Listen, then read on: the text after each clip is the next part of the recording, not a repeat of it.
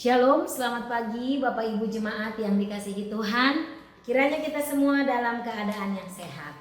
Mari sebelum kita beraktivitas di sepanjang hari ini, kita mau merenungkan firman Tuhan. Mari kita berdoa terlebih dahulu. Terima kasih Tuhan Yesus untuk kasih setiamu yang terus kami rasakan di dalam kehidupan kami. Terima kasih kami boleh bangun pada pagi hari ini. Tuhan masih mempercayakan nafas kehidupan kepada setiap kami. Sebelum kami beraktivitas, kami mau membaca firman-Mu. Tuhan Yesus tolong kami. Dalam nama Tuhan Yesus kami berdoa. Amin. Ya, Bapak Ibu Saudara-saudara, pembacaan firman Tuhan hari ini terambil dari Kejadian pasal 45 ayatnya yang pertama hingga ayatnya yang ke-15. Namun saya hanya akan membaca ayat yang keempat dan yang kelima. Demikian firman Tuhan. Lalu kata Yusuf kepada saudara-saudaranya itu, marilah dekat-dekat. Maka mendekatlah mereka, katanya lagi, akulah Yusuf saudaramu yang kamu jual ke Mesir. Tetapi sekarang janganlah bersusah hati dan janganlah menyesali diri, karena kamu menjual aku ke sini, sebab untuk memelihara kehidupanlah Allah menyuruh aku mendahului kamu. Ya, Bapak Ibu Saudara-saudara yang dikasihi Tuhan, umumnya ketika kita disakiti, kita mendapatkan sebuah perlakuan yang tidak adil, kita dijahati, apalagi oleh orang terdekat kita, sahabat, kerabat, bahkan keluarga, tentu rasanya itu sakit sekali gitu ya. Karena yang menyakiti ini adalah orang terdekat. Biasanya respon kita adalah kita mau membalas. Ya, wah pokoknya rasanya hati nih gak demen gitu ya. Pokoknya mau ngebales aja gitu ya.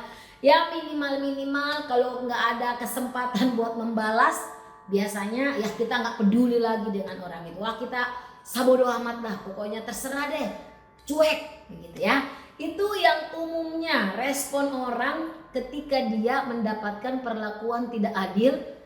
Respon seseorang ketika dia dijahatin gitu ya. Namun di dalam pembacaan firman Tuhan hari ini, dalam kisah Yusuf bertemu dengan saudara-saudaranya, kita diingatkan gitu ya. Kita mendapatkan sebuah pelajaran yang sangat baik, pelajaran rohani yang sangat baik dari respon Yusuf ini kepada saudara-saudaranya. Dia tidak membalas kejahatan dengan kejahatan, tetapi Yusuf mampu memaknai setiap peristiwa penderitaan yang dialami, perbuatan jahat yang dilakukan oleh orang lain itu di dalam terang kasih Tuhan. Wow, luar biasa ya. Sehingga di dalam pembacaan ini ada 3 hal yang dapat kita pelajari. Yang pertama adalah manusia bisa melukai, tetapi Allah tetap berdaulat. Ya, kalau kita melihat respon daripada Yusuf begitu ya. Yusuf tidak membenarkan perbuatan saudara-saudaranya gitu ya. Tetapi Yusuf mampu melihat bahwa semua yang terjadi itu Allah lah yang tetap memegang kendali. Demikian juga kita Bapak Ibu, ketika kita mengalami hal-hal yang mungkin tidak mengenakan di dalam kehidupan kita, mungkin ada orang yang bisa melukai kita, tapi ingatlah bahwa Allah itu tetap berdaulat. Tidak ada satu peristiwa pun di dalam hidup kita tanpa pengawasan dari Tuhan. Tuhan tetap berdaulat dalam hidup kita. Yang kedua, kita belajar bahwa Allah dapat mengubah penderitaan menjadi berkat. Melalui proses yang panjang yang dialami oleh Yusuf, ya, dia menjadi orang hebat, yang menjadi orang nomor 2 di Mesir, ya, diberikan kepercayaan, dia menjadi orang yang hebat, sehingga Yusuf sangat melihat ada campur tangan Tuhan yang sangat luar biasa. Bagaimana Allah itu dapat mengubah penderitaan menjadi berkat untuk keluarganya, untuk bangsanya, bahkan untuk banyak orang. Sehingga kita bisa diingatkan di dalam Roma 8 ayat 28. Allah turut bekerja dalam segala sesuatu untuk mendatangkan kebaikan bagi mereka yang mengasihi Dia. Jadi apapun yang mungkin saat ini sedang kita alami, percayalah, Allah turut bekerja dalam segala sesuatu. Tuhan terus menolong kita, menopang kita, memberikan kekuatan dalam setiap penderitaan yang kita alami. Dan yang ketiga, kita juga dapat belajar bahwa orang yang percaya kepada Allah mampu mengampuni. Ini kita melihat bagaimana iman yang sangat luar biasa daripada Yusuf. Pengenalan Yusuf akan Allah memampukan dia untuk tetap bisa mengasihi saudara-saudaranya. Tidak ada dendam, tidak ada kepahitan di dalam dirinya.